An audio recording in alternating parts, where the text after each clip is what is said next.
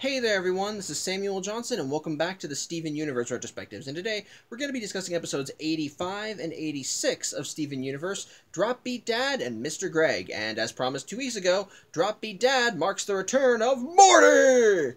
Yeah, how this occurs is that in Drop Beat Dad, Sour Cream has got a gig lined up at the dilapidated warehouse that everything seems to occur at in Beach City, and Steven's helping him move his equipment. Mostly because, well, he knows his dad won't, or more specifically, his stepdad, as Yellowtail is apparently not very supportive of Sour Cream's music endeavors, as he doesn't think being a DJ is a viable career path, but ultimately, Sour Cream still wants to do it because it's what he loves, and it's what it's just what he loves, and he wants to pursue it. But while they're hauling equipment, they stop by the car wash, and Sour Cream runs in because he needs to use the bathroom. As such, Steven is just waiting outside with all of Sour Cream's junk, and Greg comes out because he thinks that Steven's a customer. But while they're just kind of talking, that's when what looks like an actual customer pulls up, as they pull up in a actually rather nice looking tour bus.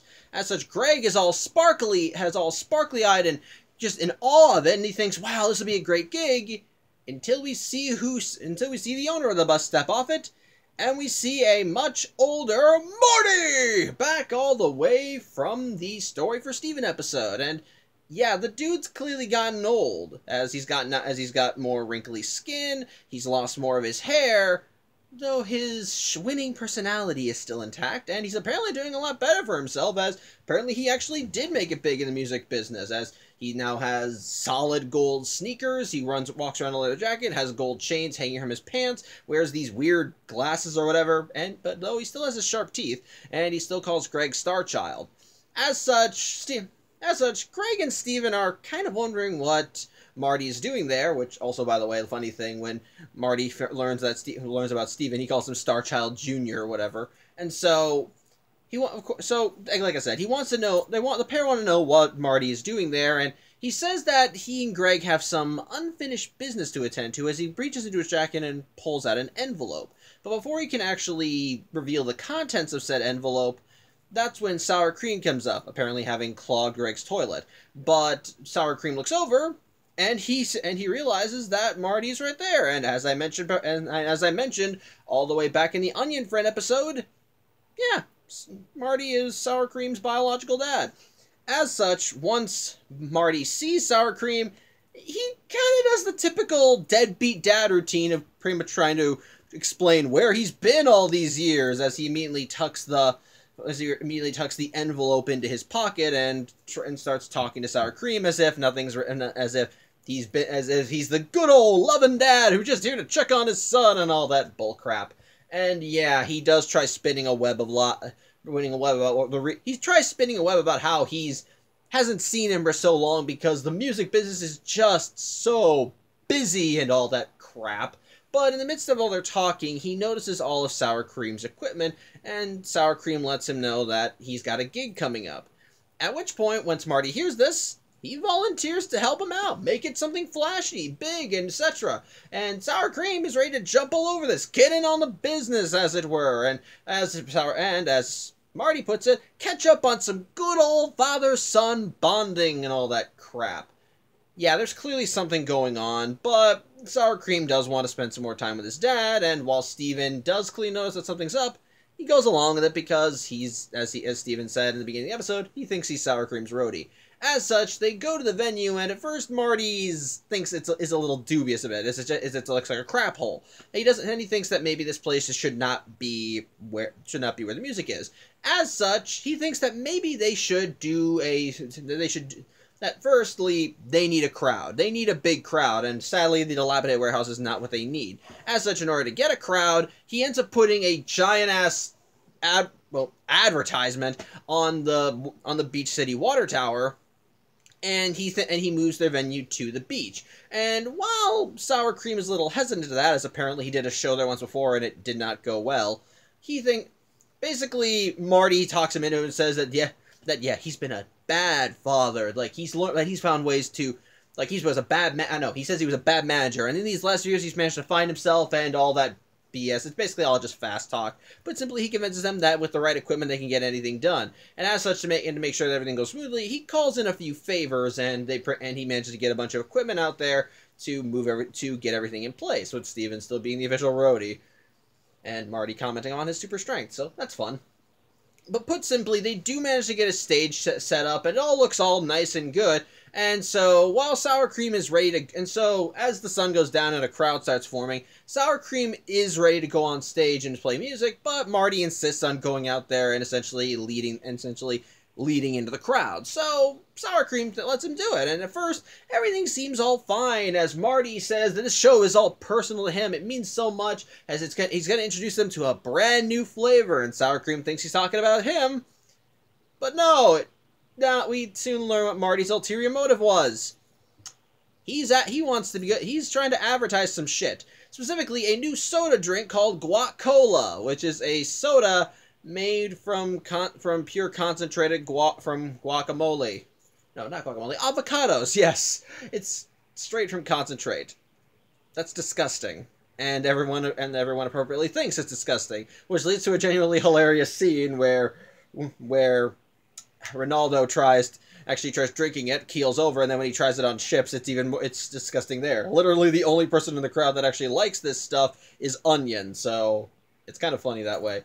But pretty much, yeah, Sour Cream is not exactly happy that Marty pretty much hijacked the show to try and sell this crappy soda drink, though Marty starts getting angry that he immediately starts getting angry at Sour Cream, saying, "Oh, don't be so selfish. I need this deal to go through. This is how I make my money. I'm letting you in on the ground floor. You should be happy for this," and all that stuff. But yeah, Sour Cream just finally gives his dad the riot act, because he thought this whole thing was just for them to spend time together, not to hawk some stupid soda thing, and ultimately Sour Cream pretty much tells his dad to screw off, because he wants to make music, but he doesn't want to do it by shelling himself out like that, for just some crappy product. So yeah, he pretty much gives Marty the old heave-ho. So as such, Marty angrily packs up his shit and leaves, though before he does go, he does give Greg the envelope he was supposed to give him, because, well, that was the whole reason he came here, and apparently it's something he's legally obligated to give Greg. As such, he leaves, and everything seems to kind of be a flunk, but the thing is, while everyone was trying the guac-cola and heaving out their lunch, that's when Yellowtail came in, and I'll talk about him when I get to it, but he has been pretty much keeping an eye on the whole production from a distance, and so when he sees everyone kind of retching, he does ask what's going on. At least that's what I think he is. He speaks as much like Onion does. So, and Greg tells him that this is Marty's doing. As such, during that whole thing, Yellowtail ran off back to his boat, and so once everything's gone belly up, he's now back, and at first, Sour Cream thinks he's there to just rub his face in how the whole thing was a failure. But no, he actually went to go get Sour Cream's equipment, and he wants Sour Cream to play it, just because he knows that it'll make Sour Cream happy. And as a result, Sour Cream actually does say, "Well, thanks, Yellow Dad," and Yellowtail just goes in for a hug. It's really nice, and from there, he's able to use the equipment to essentially do his own style and have fun. Everybody's now enjoying themselves. He uses his ship to act as backlighting for the whole thing, and so the episode ends with everyone pretty much talking about how, Sour Cream seems to be doing fine, and even if he doesn't make it big, he'll be happy as long as he's doing something he loves, and even Greg admits that shouldn't always be about the money. At which point he does open the envelope that was addressed to him, which even says Star Child written on it, and immediately after he finishes the line, "It's not always about money," he immediately goes wide-eyed as he looks what was in the envelope. It's a check for $10 million. $10 million. So yeah, Greg's rich, which is what directly leads into the next episode, Mr. Greg. And before I start talking about this episode, there's one thing I do need to mention about it. It's a musical. Now, I'm not saying that to lessen the episode's quality. If anything, I would actually dare say that it's a really damn good episode. It's just that, bear with me when it comes to this. I'm not used to looking at musicals, so just a heads up, I might end up just a heads up about if some of the meanings of certain songs go over my head and so forth. So there you go. But anyway, after getting the check for $10 million, Well, we soon learn why Marty owed that to Greg. It turns out that as he was schmoozing around, as Marty was schmoozing around, he wound up selling Greg's Comet song, you know, the song that he sung when he met Rose, and turned it into a burger jingle for a burger place. And so, because Greg technically still owned the rights to that song, he is entitled to a share of the profits, which in this case is the $10 million. And what I do like is that Marty clearly is not. He's like.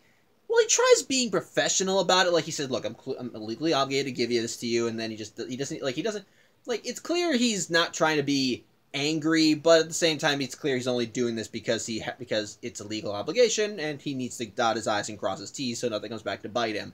Either way, Greg is now loaded, and to celebrate this, he does end up showing the burger ad to Pearl. And while he does say, hey, do you think Rose would like this one? Pearl just kind of silently laments, yeah, she would have loved it, before just walking off looking kind of forlorn. As such, Greg does kind of get exasperated, but Steven wants to know what they're going to do with all this money, which leads to the first two song sequences of the episode, Don't Cost Nothing and Empire City, but both of them leading directly into the other. As Don't Cost Nothing is a nice little guitar riff about Greg just kind of talking about the simple pleasures of life and how they don't really cost anything. Blue skies, time with his son, that's all priceless. They can't put a dollar figure on that, so what would they do with all this money?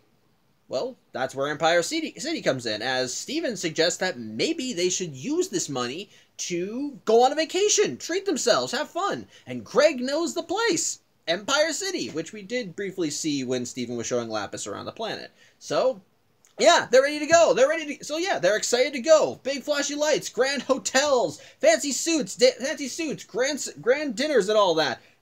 So yeah, everything looks like that's going to be great. They're going to have fun. And then Steven ends the song by wanting to invite Pearl, which Greg and Pearl are shocked at. Like, Pearl thinks that maybe that's not a good idea that she goes, and Greg kind of admits it, but Steven is insistent that they do go together, that they'll enjoy themselves, and as such, while Greg and Pearl are hesitant, they ultimately comply, though there is still clearly some tension there. As such, the three of them end up going to Empire City, which does lead to the next song, Mr. Greg, as they end up arriving at a hotel, and, well, Greg starts flaunting his cash, and, well, because he's rich, he's pretty much just treated as as a luxury guest, being waited on hand and foot, giving him money. He breaks a table while dancing on it, and he's able to just give him $100 to cover the bill. They're escorted up to hotel to a fancy hotel room with fountains, a pool, lavish light, pretty much just lavishness, and pretty much all three of them end up getting custom tailored suits. So everybody's having fun and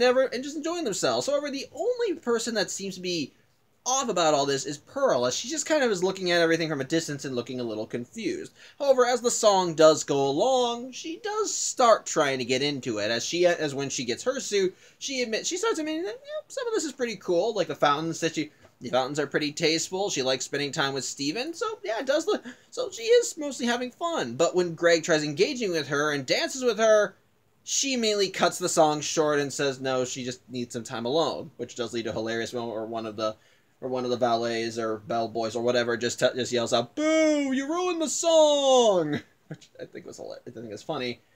But yeah, there's a reason why she's kind of being a killjoy here. As that night, while Steven and Greg are supposedly sleeping after enjoying a full day of fun partying, well, Pearl starts her own song, and probably one of the most famous songs in the show.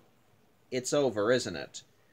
Which is a very beautiful, slow medley played on piano with Pearl's, and pretty much, I don't know how to describe it. It's essentially a very soft piano piece that's full of such genuine sadness, heart, emotion, and just it's very beautifully sung by Pearl's voice actress Dee Dee Magno, and it's just beautiful. It's a beautiful song, and the core of it is about Pearl essentially wondering why she can't move on. Like, she laments how, like, in this, over the course of the song, she laments how when she first met Greg, she didn't mind him. Like, there were other guys in Rose's life before Greg, and She thought that, and in Pearl's mind, Greg was just the next one in line. She didn't mind when they clashed a few times because she thought at the end of the day she would win. That Greg would eventually just go away and it would just be Pearl and Rose. But Greg didn't go away, and Rose went for Greg. And as a result, it just kind of left her a hole, as he felt weak, useless, dejected, and now that she has nothing else in this world, that she has nothing in the world, and now she has to care for Rose's son.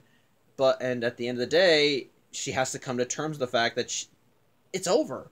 That there's nothing for her to fight with Greg over. There's nothing to fight with Greg over. Rose is gone. She chose Greg. They had a son. So why can't she move on?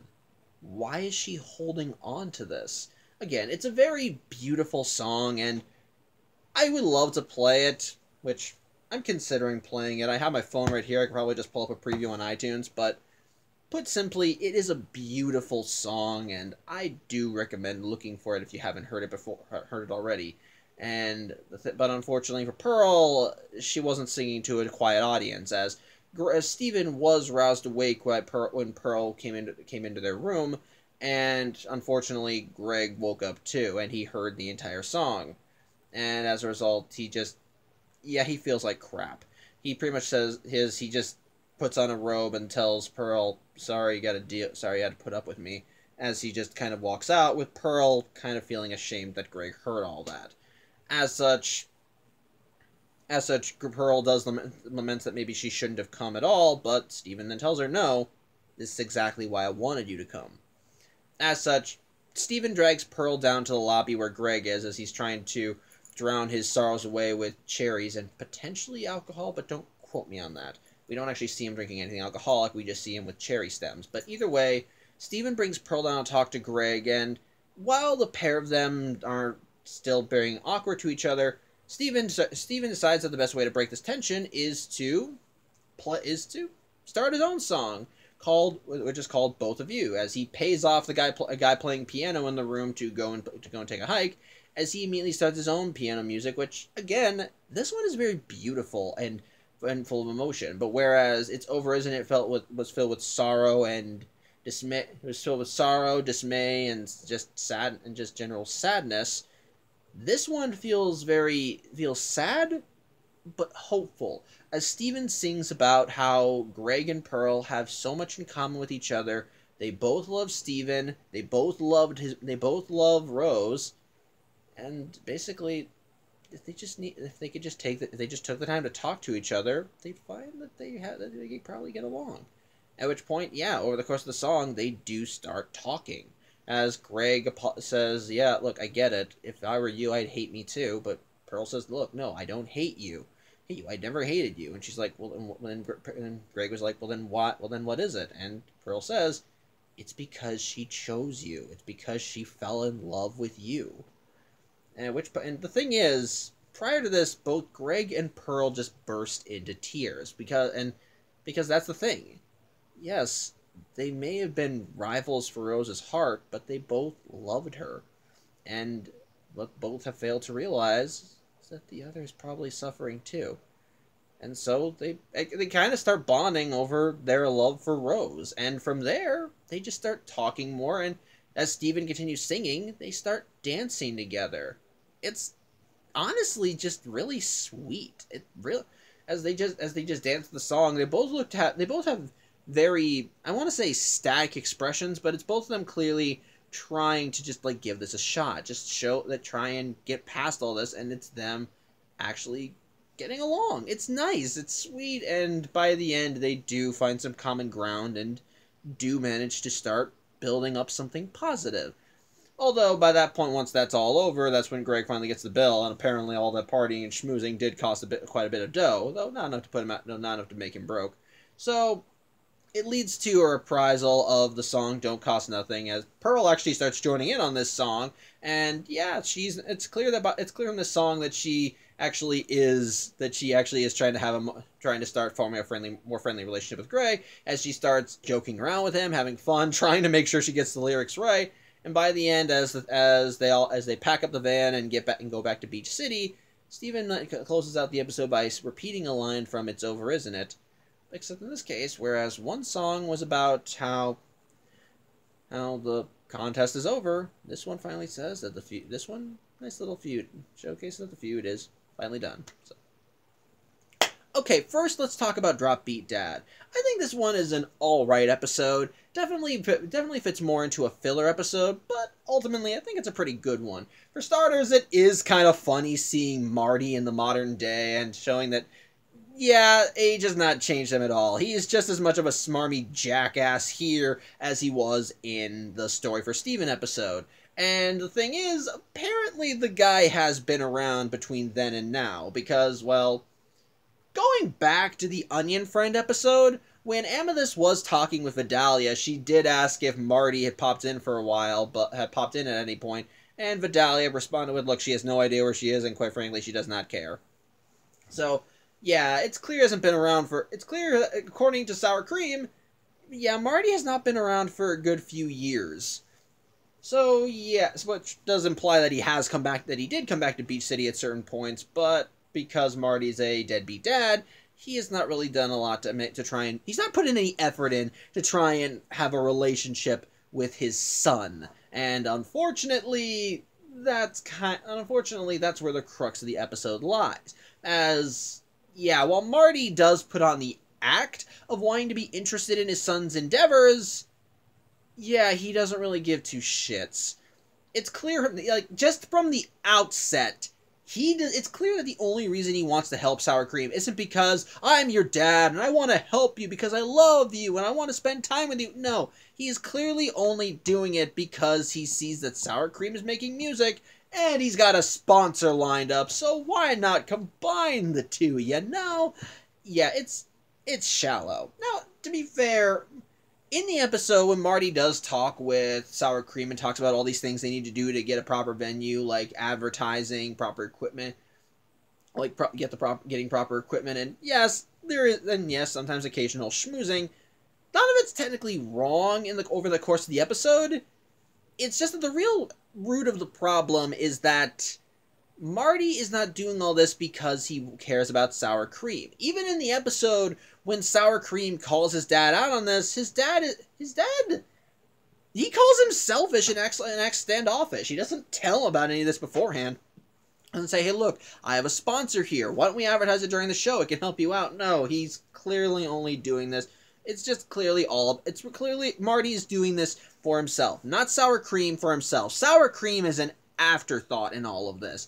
And pretty much that's where the crux of the episode lies and where the major lesson and conflict come in. That being that, well, sometimes family is not where you come from, it's who was there. And that's kind of the case with Yellowtail in this episode. Like, based on what we've seen in previous episodes, or at least what we're told from previous episodes, Yellowtail and Sour Cream do fight. Like, but that's pretty much, and that comes from the fact that Yellowtail does not like that Sour Cream wants to get into music, because apparently as this episode reveals, Yellowtail thinks that music is not a viable career choice. So, yeah, he doesn't want Sour Cream pursuing that because he thinks he's just going to crash and burn. But, at the very least, this is something that I do like about the episode. That despite Yellowtail and Sour Cream clashing, it's clear Yellowtail is concerned. Like, it's clear that them fighting, like, him discouraging Yellowtail discouraging Sour Cream's passion for music doesn't come from him hating music and not wanting to listen to that nerd music while he's fishing. No, it's clear he's just worried that Sour Cream won't have a viable career path to come back on. Or at the very least, that's what I'm assuming. Because over the course of the episode, Yellowtail keeps an eye on things. Like, when he sees Sour Cream setting up for his show, he's, like, off the coastline just watching him. Not doing anything to interfere, just watching him, trying to make sure he's safe. And then when the guacola comes out during Sour Cream's show, he does come in, wants to know what the heck's going on. And when he learns that this is all Marty's fault, he gets justifiably pissed and goes to get the things he knows Sour Cream actually cares about. He gets his own equipment and says, just put on a show, do what you love. It's clear that, at the very least, he wants to try and be there for Sour Cream. And what makes it better is that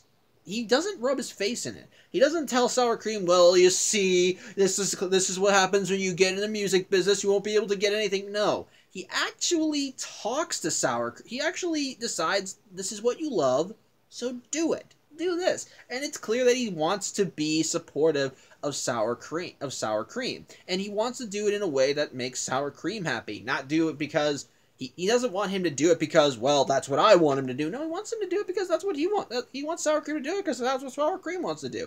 And again, that's actually a pretty good message. That sometimes family is not where you come from, it's who you're with. And as someone whose nephew had a deadbeat dad, and no, I don't care if he sees this, I can kind of understand that. And before you say, before anyone wonders who I don't care sees this, I'm talking about my brother. My brother was the deadbeat dad. My nephew is nice. He's a good kid. Good kid. Has a good life. Anyway, I'm getting off topic. Bottom line, the episode, I think, is fine overall. It is kind of amusing seeing Marty pop back in, as he's still just as much of a smarmy, arrogant jackass that he was back when we first saw him.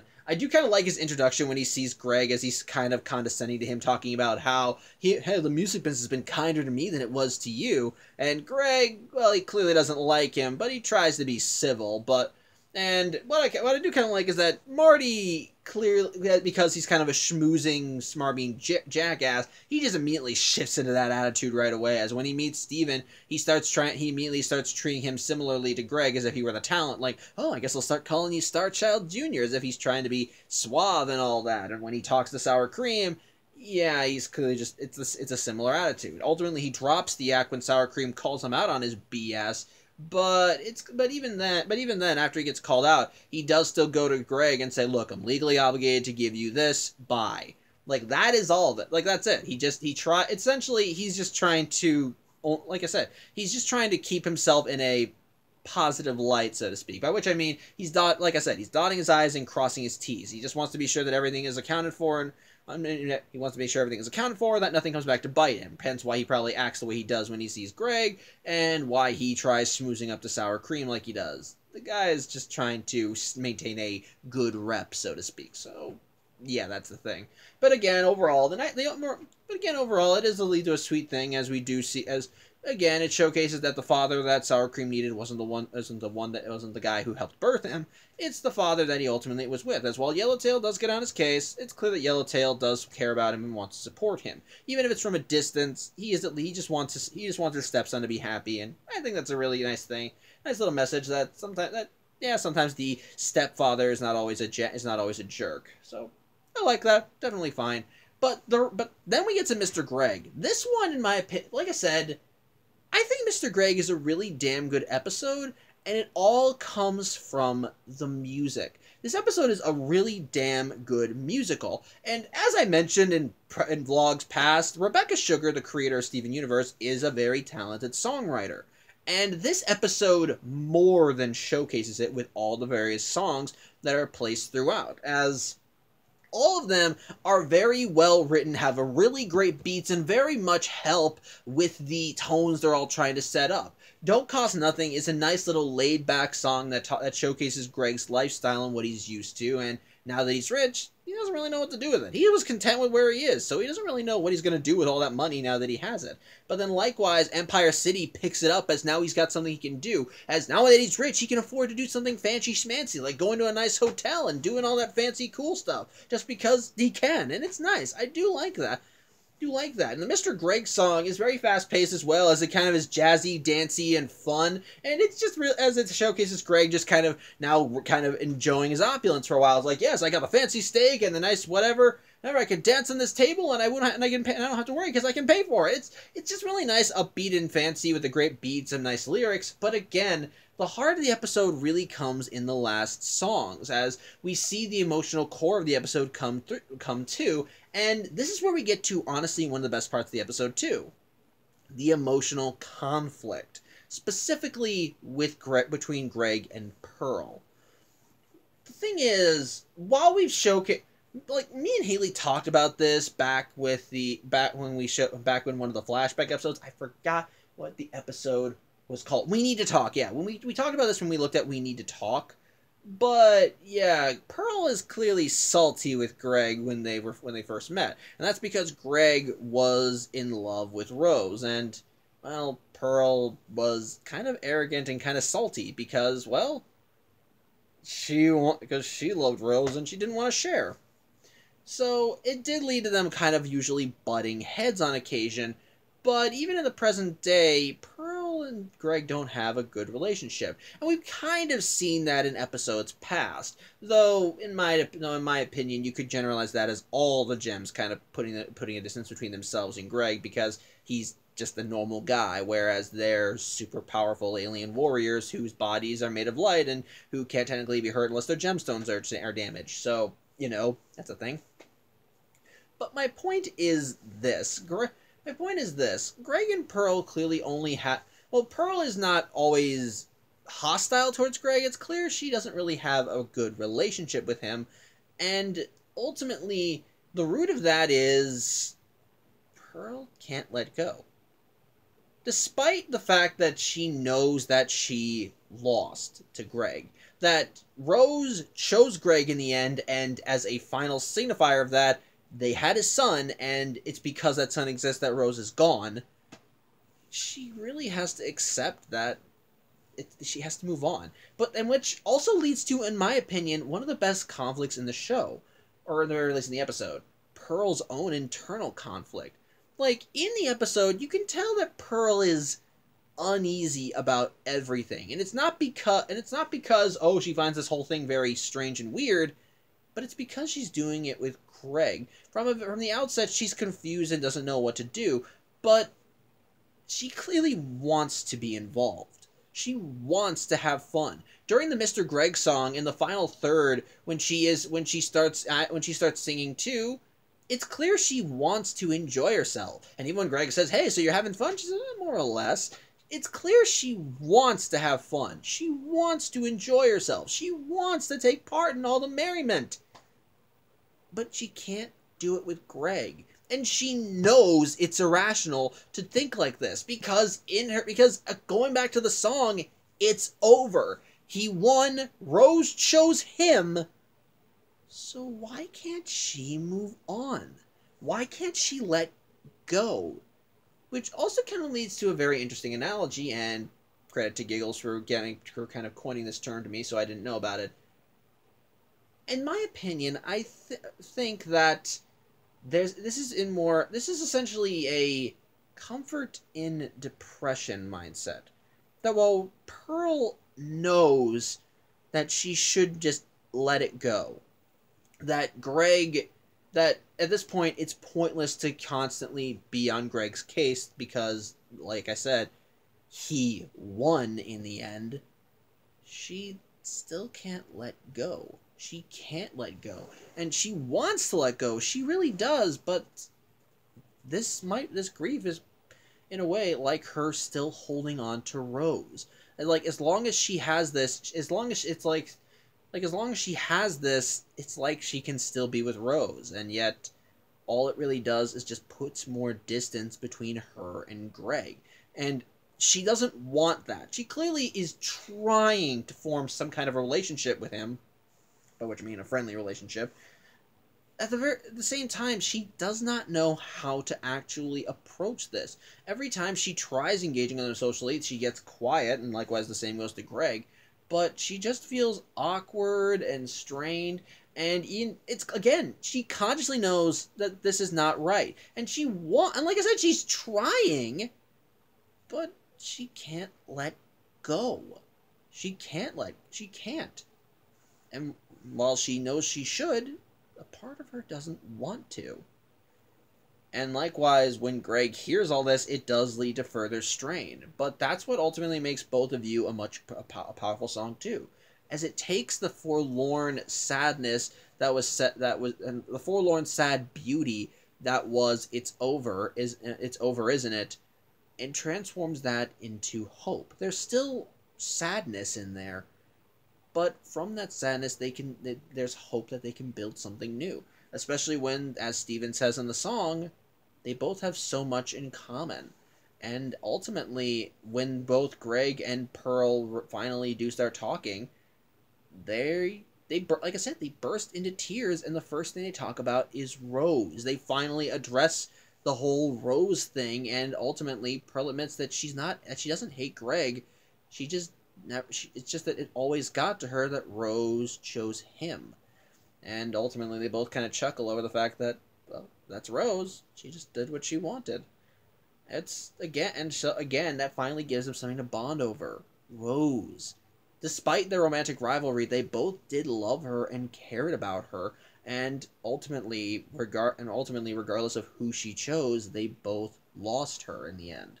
So that's something they can talk about. That's something they can actually bond over. That's something they can actually share in. They can share that grief with each other. In my opinion, it's beautiful, especially in the end when they finally start dancing together with Steven's song. It's really damn sweet, and it gets me right here. And again, I can't do it justice. That's one of the downsides of doing a vlog like this. I don't have these things on sound bites, which, you know what? Screw it. Let's get it out right now. I'm going to play a soundbite from that song. It's great.